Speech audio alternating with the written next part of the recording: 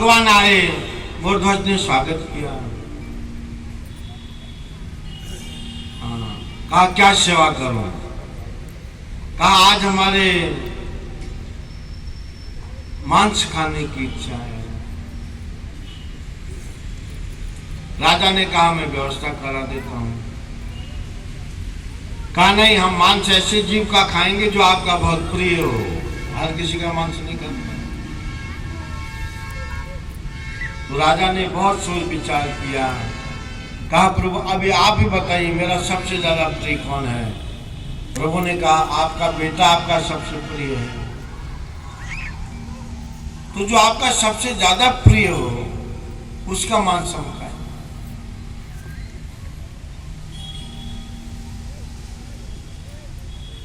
राजा ने रानी से पूछा भगवान ऐसा ऐसा करते हैं।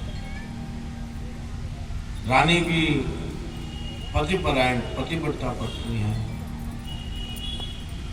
अब दूसरा भगवान ने कंडीशन क्या रखी कि तुम मेरे सामने अपने लड़के को काटोगे, रोना नहीं है। तदहम भक्ति पहित पश्नान च परितात्मना, प्रेम पूर्वक देना है मुझे। रानी ने कहा ये दृश्य मैं देख नहीं पाऊंगी, इसलिए उस वक्त मेरी आंखों में पट्टी बांध दी। और भगवान के सामने राजा ने अपने लड़के के ऊपर आरी चढ़ाई।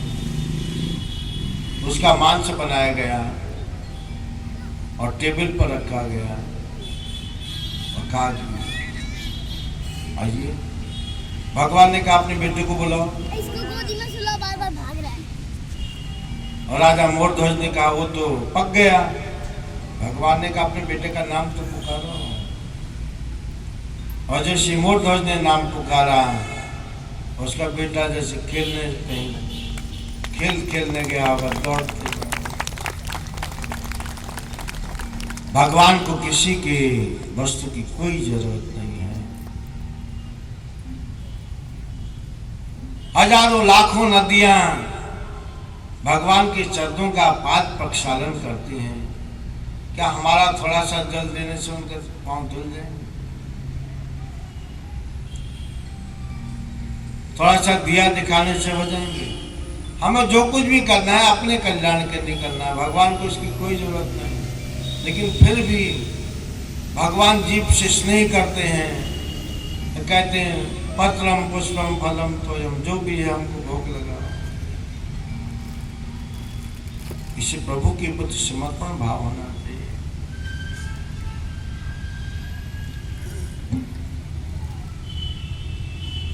तीन बातें मुख्य हैं और फिर बताइए भक्ति करनी चाहिए। माँ ने पूछा कौन सी भक्ति करूं? भक्ति दो हैं, एक है ज्ञान मार्ग से, एक है भक्ति मार्ग से। प्रभु ने कहा ज्ञान मार्ग की जो भक्ति है वो बंदरिया के बच्चे की तरह है, और जो भक्ति है शुद्ध भक्ति वो बिल्ली के बच्चे की तरह है।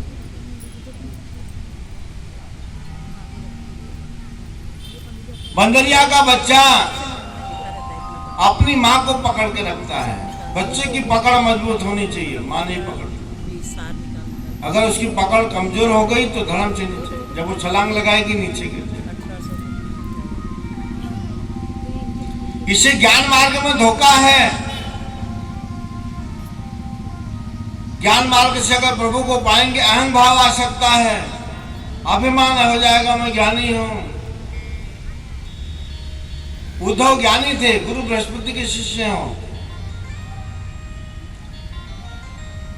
और लेकिन जब गोपियों का संपर्क हुआ भगवान ने वृंदावन भेजा उन्हें। जब देखी गोपियों की, नंद बाबा यशोदा की भक्ति, ज्ञान भूल गए। अपने ज्ञान को वृंदावन में छोड़ के आ गए। वो जगह का नाम क्या है? ज्ञान गुदड़ी।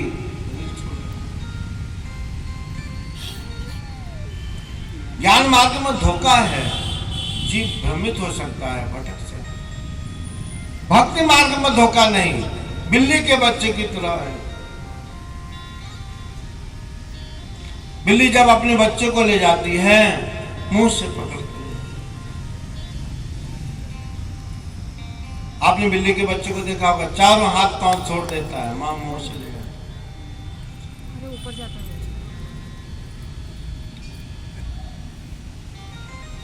भक्ति मार्ग में जीव भगवान के हाथ में है। आप जाओ ना फटाफट। जो कुछ करेंगे प्रभु करेंगे, मैं तो उनका दास हूँ, जैसी स्थिति में रखे। इसलिए भगवान विभूति को भक्ति मार्ग का उपदेश देते हैं। और भक्ति के दो स्तंभ और हैं, महाभाव और महाप्रेम। आदो श्रद्धा तथा साधु संग भजन क्रिया अनर्थ निवृत्ति निष्ठा रुचि भाव और प्रेम। फिर एक महाभाव और महाप्रेम, ये गोपियों में पाया जाता है, नंद बाबा में पाया जाता है, ब्रजवासियों में पाया जाता है। इस भाव में जो नाम जप करता है, तो जप करते वक्त उसके आंखों से अश्रु बहते हैं और उसके शरीर का पानी हो जाता है। और माँ विभूति ने उसी भाव में भगवान का कीर्तन किया और पानी हो गई। गंगा सागर भगवान कपिल का आश्रम है और अपनी माँ को प्रणाम किया, गंगा जल का आचमन किया गंगा सागर का और अपने आश्रम की तरफ लौट आए। कन्हैया ले चल पल्ली पार नैया, ले चल पल्ली पार। कन्हैया ले चल पल्ली पार नैया, ले चल पल्ली पार। कन्हैया ले चल पल्ली पार नैया, ले चल पल्ली पार। कन्हैया ले चल पल्ली